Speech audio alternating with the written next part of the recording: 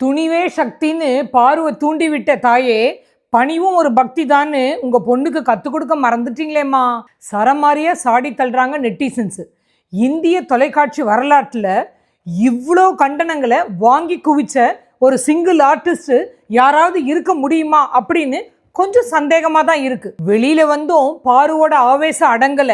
Big pass வைபுக்கும் எனக்கும் கொஞ்சம் set ஆகாது அப்படின்னு போட்டு துவைச்சிட்டாங்க.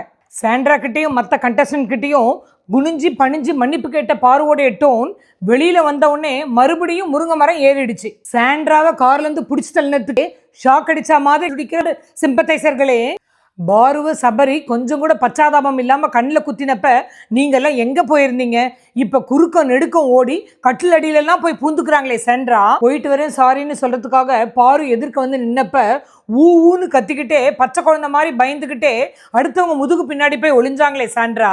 காருக்குள்ள நடந்தது என்னவோ கொடுமைதான், ஆனா அதுக்கப்புறம் அவங்க போட்டதெல்லாம் கொஞ்சம் டிராமான்னு உங்க யாருக்கும் தோணலையா? குத்துப்பட்ட கண்ணோட கருத்து போன மூஞ்சோட கொஞ்ச நேரம் தான் கலங்கி நின்றாங்க பாரு. ஏண்டா இப்படி பண்ணன்னு அந்த இன்சிடென்ட் நடந்தப்ப மட்டும்தான் சபரியோட சண்டை போட்டாங்க அவங்க. ட்ராமா, டிப்ரெஷன், பேனிக், ஃபோபியா இப்படி என்ன வேணா சொல்லிக்கோங்க. அதையே நினைச்சுக்கிட்டு அவங்க அழுதுகிட்டு நிக்கல, அடுத்தவங்க அனுதாபத்தை எதிர்பார்த்து போய் கெஞ்சல. நடந்ததையே நினைத்திருந்தால் அமைதி என்றும் இல்லைன்னு சொன்னாரு கவியரசு கண்ணதாசன்.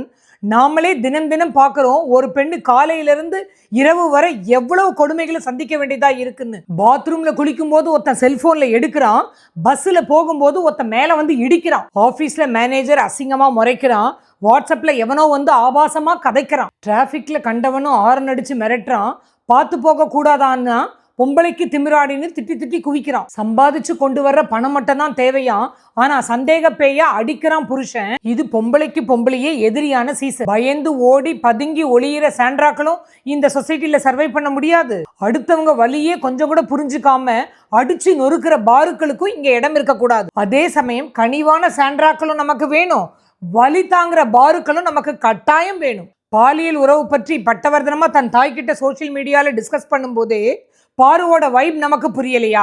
நீ தாண்டி ரைட்டு, நீ பண்றதெல்லாம் வெயிட்டுன்னு கொஞ்சம் கூட அதட்டி கேட்காம தட்டி கொடுத்துட்டு போனாங்களே பாருவோட தாய். அவங்களோட ஆட்டிடியூட் தானே அவங்க பொண்ணுகிட்டையும் செகண்டுக்கு செகண்ட் ரிஃப்ளெக்ட் ஆகும்.